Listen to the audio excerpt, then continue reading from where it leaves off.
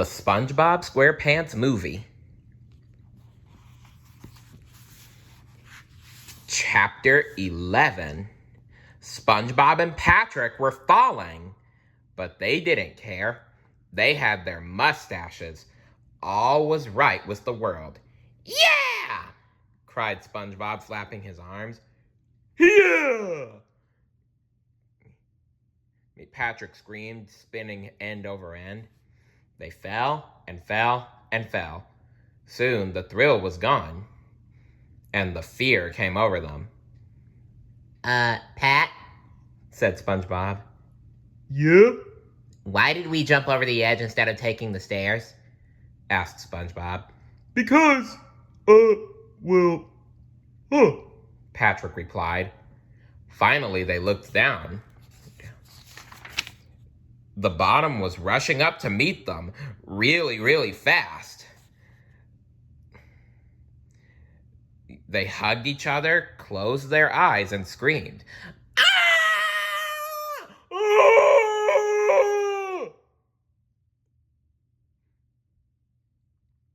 Then they hit a branch, and another, and another. Each branch broke their fall a little, so when they finally landed, it wasn't so bad.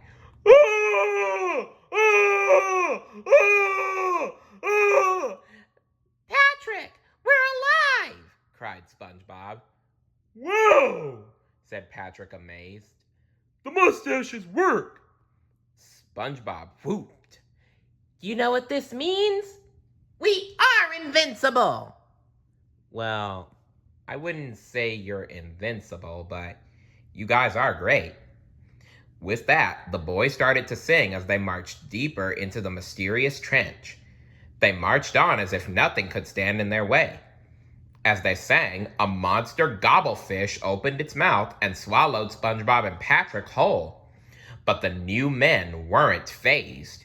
They just kept on marching right through the monster and out the other end, twiddling their new mustaches.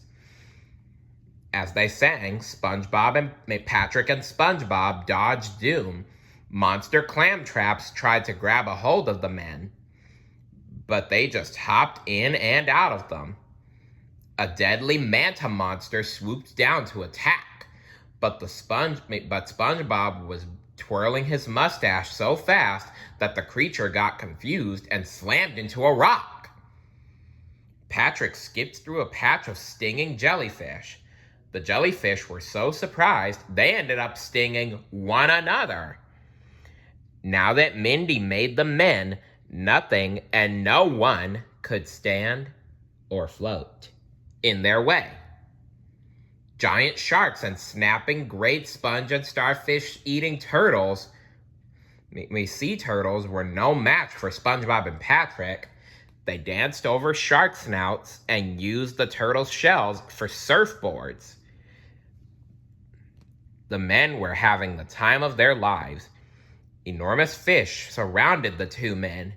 Everywhere they turned, SpongeBob and Patrick faced with the scariest predators they had ever seen. But when they broke into their amazing tap dance routine, the monster fish were amazed and awed.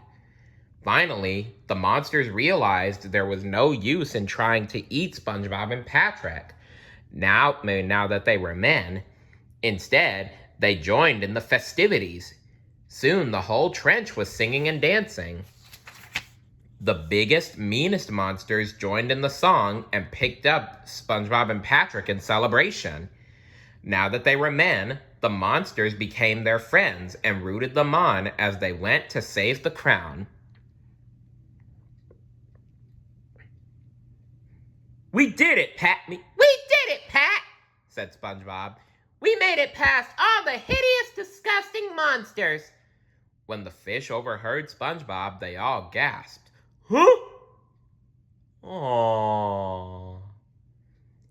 Their feelings were hurt, so they quickly swam back to their trench. Not you guys, SpongeBob called. You guys are awesome. Then SpongeBob flashed them a big thumbs up. But it was too late. The monster fish had already swum back down into their deep, dark trench. Should have watched what you said there, SpongeBob. Oh well. SpongeBob said, watching his monster pals go. Then he slapped Patrick on the back. Time's a-wasting. We gotta get the crown, save the town, and Mr. Krabs. Woohoo!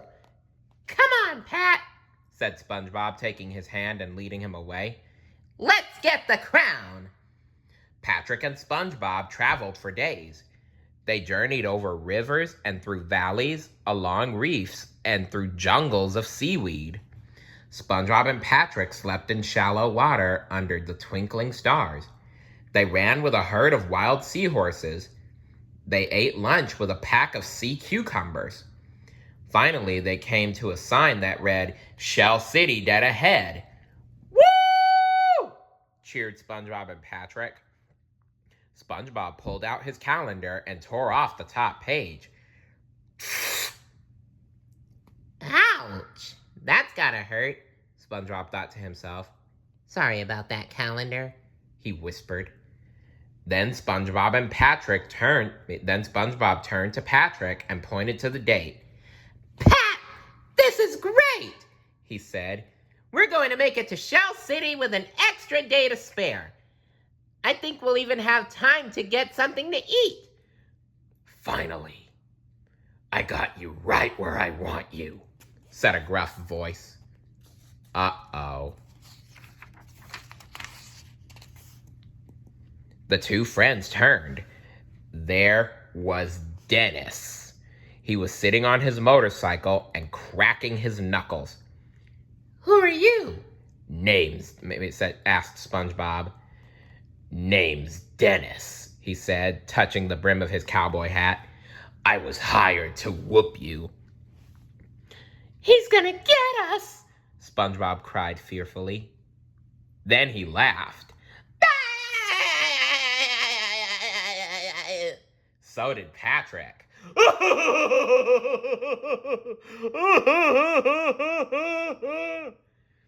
They laughed and laughed until they were blue. Finally, SpongeBob caught his breath. Dennis was not amused. Listen, stranger, SpongeBob said. I don't know who you're working for, but I'm gonna do you a little favor.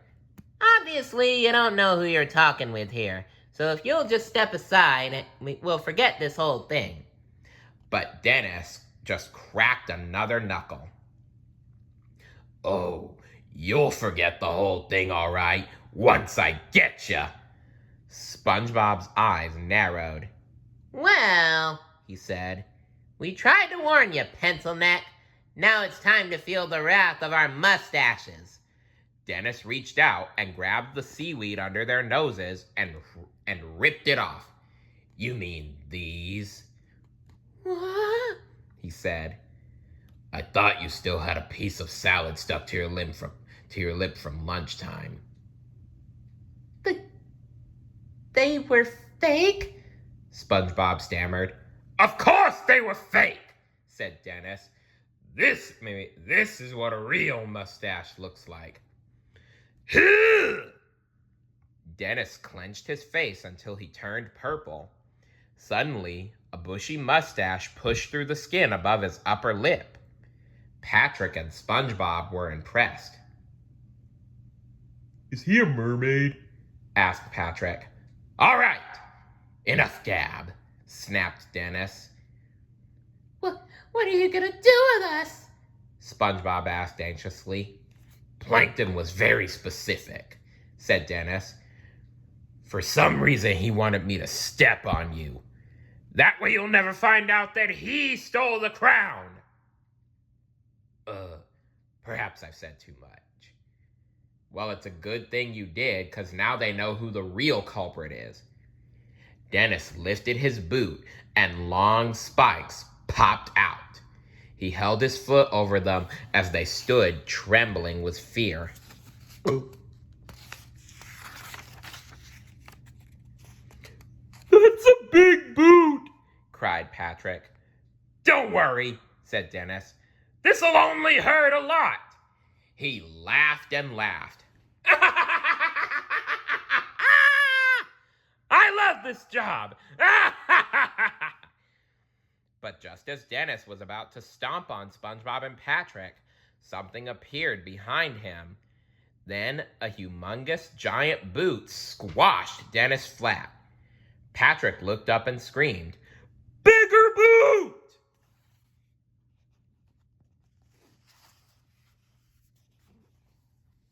Stay tuned for Chapter 12.